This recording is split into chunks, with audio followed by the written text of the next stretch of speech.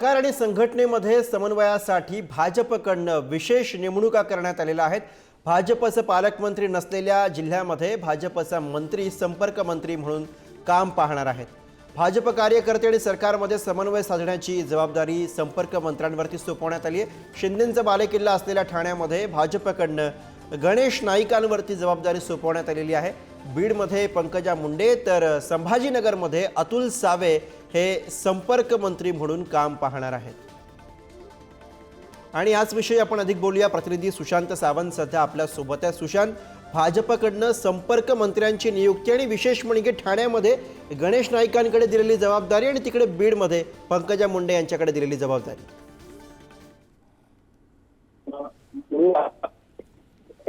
वाढीसाठी भाजप वेगवेगळ्या कृत्या करताना पाहायला मिळतंय आणि आज भाजपची खरं तर मुंबईत एक बैठक होती आणि या बैठकीदरम्यान भाजपने एक मोठा निर्णय घेतला। त्यामुळे सहकार आणि संघटनेत समन्वय साधण्यासाठी भाजपकडून आज विशेष नेमणुका ज्या आहेत त्या करण्यात आलेल्या आहेत। त्यामध्ये भाजपचा ज्या जिल्ह्यामध्ये पालकमंत्री नाहीये त्या जिल्ह्यात भाजपचे मंत्री संपर्क मंत्री म्हणून काम पाहणार आहे। यामध्ये जर पाहिलं असेल तर एकनाथ शिंदे यांचा बालेकिल्ला असलेल्या ठाण्यात भाजपकडून गणेश नाईक यांच्याकडे जबाबदारी जी आहे ती देण्यात आली आहे।